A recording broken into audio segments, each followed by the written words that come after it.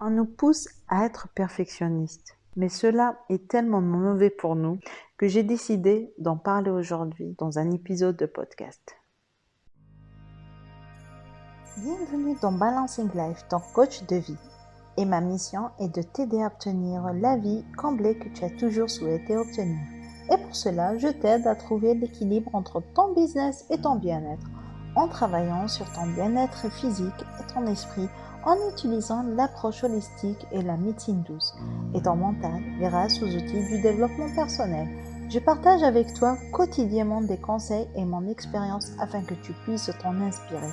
N'attends pas un autre jour et décide enfin de prendre le chemin de la transformation et deviens cette personne que tu veux être et avoir ta vie rêvée. Ensemble, nous parviendrons à réussir et à construire un monde plus sain et en parfaite harmonie. Bonjour, j'espère que tu vas bien. Alors, je sais, ça fait un bon moment que je n'ai pas fait d'épisode de podcast et me revoilà après une petite pause toute fraîche et on va reprendre les choses comme elles étaient. Donc, chaque mardi, tu auras ton épisode de podcast. Aujourd'hui, j'ai souhaité commencer, on va dire, avec cette nouvelle rentrée en parlant du perfectionnisme ou d'essayer ou le fait qu'on est tout le temps en train de chercher la perfection. Est-ce que tu savais que la perfection est tout simplement une croyance? Et c'est tout à fait normal que cette croyance est en nous, car depuis notre enfance, nos parents nous ont transmis cette croyance et on a toujours essayé de faire de nous déjà des enfants parfaits. Et ils nous ont toujours poussés à être parfaits dans nos études, dans notre façon d'être. Et c'est pour ça qu'on a gardé ça en nous. De même pour notre société ou notre entourage, car on voit toujours, ou on croit plutôt, que les gens parfaits, ou qui sont toujours, ou les perfectionnistes, sont eux qui réussissent dans leur vie. Et pour rajouter, on va dire, une petite dose à ça, les réseaux sociaux, en ce moment, nous poussent à être aussi perfectionnistes. Pourquoi? Si, comme moi, où j'imagine on est toutes pareilles, où on est abonné à une influenceuse ou à une Instagrammeuse, on va dire, qui fait des stories chaque jour ou quotidiennement sur ses photos où elle est tout le temps parfaite. Les cheveux brushingés, ou même si ils sont ondulés, il n'y a pas on va dire, de cheveux qui rebelles, je dirais. Leur maison, elle est tout le temps bien rangée, un teint parfait, avec un corps parfait, sans cellulite et tout. Et on oublie souvent que ces personnes sont humaines aussi comme nous, mais il y a une partie où elles sont obligées de faire ça pour gagner eux aussi leur argent. Donc c'est un business eux aussi pour eux, donc pour attirer des collaborateurs et tout. Donc elles font ça. Et pour ce qui est des photos dans les magazines ou sur Instagram, il faut pas non plus se voiler la face. Il y a ce qu'on appelle par les logiciels qui retouchent les photos. Donc, c'est pour ça que tu vas des peaux sans cellulite et tout. Je ne dis pas non plus qu'il n'y a pas des personnes qui n'ont pas de cellulite ou des taches sur le visage et tout, mais je dis que tout ça nous induise à avoir cette croyance et qui nous pousse surtout à devenir perfectionniste. Si toi, tu es perfectionniste ou tu doutes si tu l'es ou pas, je vais te donner quelques indices qui vont te permettre de savoir si tu l'es ou pas. Alors, si tu es toujours à la recherche d'un nouveau défi, dont les objectifs ne sont pas smart, ou plus précisément, ne sont pas réalisables ou atteignables.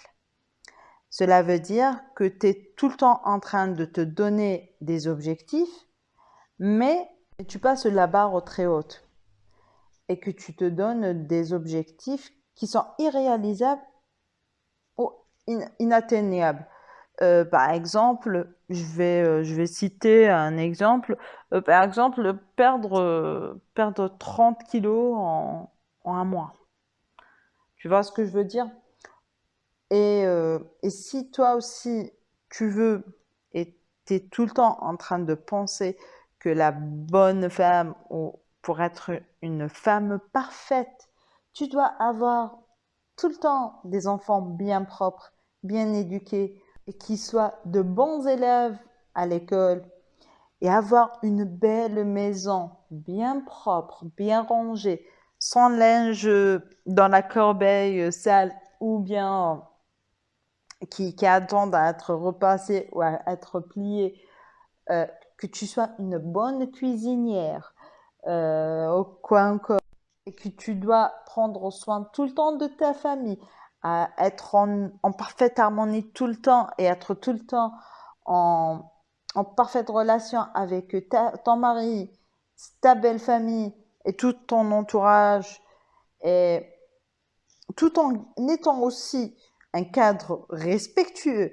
qui est apprécié pour son travail et sa relation avec ses collègues, ses supérieurs et clients ou fournis surtout, dépend de ce que tu fais comme métier, et que tu dois être aussi toujours à jour dans ton travail, ne pas avoir de mails ou de messages en instance, et un bureau parfait qui te représente, tout en ayant un beau corps avec des cheveux bien entretenus et avec un beau look tout le temps, ou plutôt un look bien soigné tout le temps, sache que tu es perfectionniste.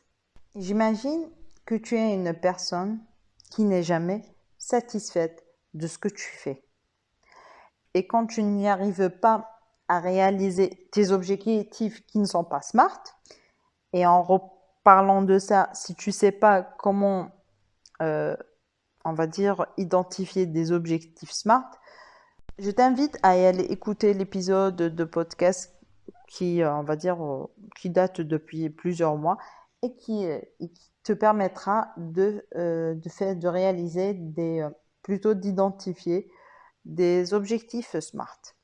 Donc, je disais, si quand tu n'atteins pas tes objectifs, tu te sens frustré, malheureuse, et tu t'énerves facilement, et tu angoisses par rapport à ça durant, on va dire, le process. Donc, tu es tout le temps angoissé parce que tu n'as pas encore perfectionné le travail que tu as à faire, ou parce que ta maison est mal rangée, ou parce que tes vêtements, et que tu as peur d'échouer. Tout ça prouve que tu es une perfectionniste. Mais comme le titre l'indique, la perfection n'est pas humaine. Il faut savoir que nous, l'être humain, est fait pour faire des erreurs, pour s'améliorer, et non pas pour trouver la perfection. Pourquoi? Parce que si tout était parfait dans ce monde, personne ne se tromperait. Et on va dire, je ne pense pas qu'on aurait pu vivre on va dire, une vie normale. Tout aurait été trop parfait. On aurait peut-être vécu une vie ennuyeuse, parce que on aurait été tous des personnes intelligentes, parfaites, et il n'y aurait aucun souci. Et je pense que la vie n'est pas faite pour ça. On doit faire des erreurs, on doit se tromper, on doit ne pas, on va dire, donner un travail parfait. On n'est pas obligé d'avoir une maison parfaite tout en étant un cadre, ou tout simplement un employé ou un entrepreneur parfait. Donc, arrêtons d'essayer de trouver la perfection, de proposer la perfection dans notre travail. Même si au départ, on ne donne pas un travail parfait, on peut l'améliorer avec le temps. Et un autre point très important, sache que si tu te focalises sur la perfection, tu ne pourras jamais vivre le moment présent. Comment ça? Parce que en te focalisant sur la perfection, tu vas être constamment occupé par ces petites tâches pour peaufiner les choses et tout. Et tu vas être dépassé. Tu vas être toujours en retard ou tu vas générer des retards aux autres. Je t'assure que personne ne verra les petits détails que tu vas rajouter. À vrai dire, au travail ou dans la vie en général, ce qu'on nous demande de faire, c'est notre travail. De faire plutôt notre travail à tenter. On nous a jamais demandé à ce qu'on fasse un travail parfait. Par exemple, si on reprend les exemples de quand on était plus jeune, étudiant ou élève, quand on nous donne un problème à résoudre, on nous le demandait de le résoudre. Et on ne nous demandait pas d'expliquer comment le scientifique avait trouvé la formule pour y arriver à résoudre ce problème-là. Ou à faire un chef-d'œuvre en faisant à résoudre le problème, en dessinant et tout autour de la feuille. Non, on nous demandait de nous faire l'exercice tout simplement. C'est pareil pour la vie. Et même si tu te trompes, tu es humain. Donc aujourd'hui, tu vas te tromper, demain, tu vas t'améliorer. Il faut choisir dans la vie. Est-ce que tu veux trouver l'équilibre entre ta vie personnelle et ta vie professionnelle? Parce que tu es une femme qui travaille à l'extérieur et qui est maman ou tout simplement si tu n'es pas mariée. Est-ce que tu veux trouver ce temps-là entre ta vie personnelle et ta vie professionnelle et vivre le moment présent et profiter du moment avec ta famille, ou bien tu veux te focaliser sur les petits détails pour devenir perfectionniste et laisser ce temps-là perdu et ne pas vivre, on va dire, les moments opportuns ou les moments très importants avec tes proches ou même avec tes collègues. Ou carrément faire autre chose, une autre tâche si on parle du côté professionnel. Je vais te donner 4 recommandations pour, on va dire, changer cette croyance et ne plus l'avoir. Le premier point, c'est d'arrêter de te dire ou de dire aux autres que tu es perfectionniste. Et il faut te la mettre aussi dans ta tête, ne pas juste la dire et c'est tout. Et pense positivement, tout le temps. Pose positivement et de la gratitude parce que tu as fait telle ou telle chose. Deuxième point, cherche la cause ou l'élément bloquant qui te pousse à être perfectionniste. Car si tu es perfectionniste, cela veut dire que tu veux prouver aux autres que tu l'es ou que tu es capable. Et pourquoi tu as cette croyance en tête? Car peut-être tu as eu une blessure ou que tu as peur. Donc, pour faire cet exercice, je t'invite à y aller écouter les 2 épisodes de podcast qui parlent de peur et de blessure. Car ils peuvent, on va dire, t'enlever cette peur ou cette blessure qui te pousse à être perfectionniste. Le troisième point est oser te libérer. Ose de sortir de ta zone de confort. Peu à peu, tu vas changer cette croyance. Si un jour, par exemple, tu es fatigué le soir et que tu as de la vaisselle à faire, la vaisselle du dîner, mais que tu es très fatigué et que tu ne peux pas le faire, mais habituellement, tellement que tu es perfectionniste, tu vas le faire et au final, tu perds ton temps à le faire. Et au lieu de rester avec ta famille à regarder un beau film ou passer un moment avec ton mari à parler avec lui, tu vas le faire. Tu peux par exemple soit laisser cette vaisselle pour le lendemain, ou bien demander de l'aide à ton mari, soit le faire tous les deux tout en discutant et tout, ou bien lui demander à lui de le faire parce que toi, tu dois y aller faire autre chose. Et comme ça, lui, il est en train de faire la vaisselle. Toi, tu es en train de, je sais pas moi, à lire une histoire à ton enfant. Et puis, vous pouvez vous rejoindre et passer le reste de la soirée ensemble à papoter et à passer un bon moment ensemble. Le quatrième et dernier point qui est très important, ne te compare jamais aux autres.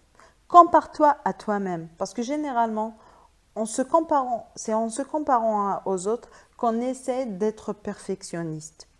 Parce que telle ou telle femme ou telle influenceuse ou telle Instagrammeuse arrive à être un entrepreneur et en même temps avoir une belle maison et une belle famille parfaite, qu'on essaie d'être comme eux. Non, compare-toi à toi-même.